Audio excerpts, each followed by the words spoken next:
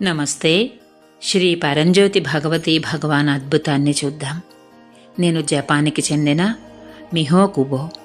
నేను 2020లో స్వర్ణయుగ ఉద్యమానికి వచ్చాను. అప్పటి నుండి నాకు ఎంతో అనుగ్రహము, ఇంకా చాలా బహుమతులతో ఆశీర్వదించబడ్డాను. ఈ ఆనందాన్ని, శాంతిని మీ అందరితో పంచుకోవాలనుకుంటున్నాను. ఇటీవల నా లోపల ఆనందం గణనీయంగా పెరిగింది. నా పక్కన ఎవరైనా ఉండటం నన్ను సంతోషపరుస్తుంది. అపరిచితుడిని చూడటం కూడా సంతోషకరమైన అనుభవం.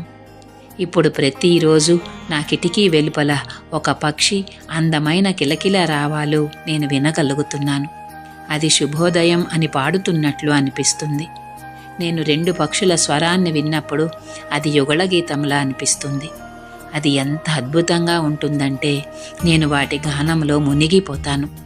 ఇంతకుముందు నన్ను నేను నిందించుకొని అపరాధ భావనకు గురి అయ్యేదానిని. ఇతరుల పట్ల నువ్వు సరిగ్గా లేవు అనే బలమైన భావన నాకు ఉండేది. ఇప్పుడు ఉన్నది ఏమి జరుగుతుందో చూడటం మాత్రమే. ఉన్నది ఎప్పుడూ నిలిచి ఉండదు.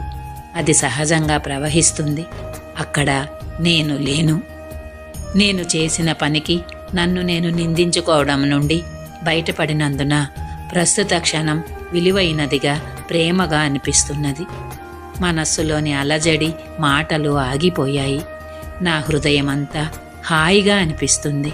లోపల నిశ్శబ్దంగా ఉంది. ఉదయం నేను మేల్కొనగలిగినందుకు కృతజ్ఞురాలను. ఈరోజు ఏమి తెస్తుందో అని నేను ఉత్సాహంగా ఉంటాను. పడుకునే ముందు నిద్రిస్తున్న నా పిల్లల మధురమైన ముఖాలను చూసి నేను ప్రేమతో పొంగిపోతాను. నేను వారికి తల్లిని అయినందుకు కృతజ్ఞతతో నిండిపోయాను.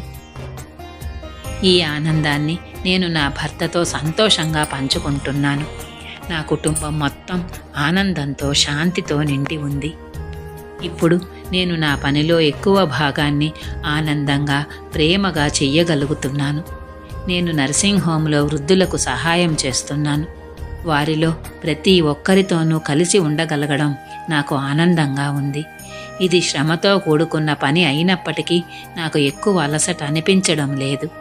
ఏదైనా సమస్య తలెత్తినప్పుడు, నాలో ఉన్న శ్రీ పరంజ్యోతి భగవతి భగవాన్ని సహాయం కోసం అడిగినప్పుడు ఆ సమస్య వెంటనే పోతోంది. ఈ వేగం పెరుగుతున్నట్లు అనిపిస్తున్నది.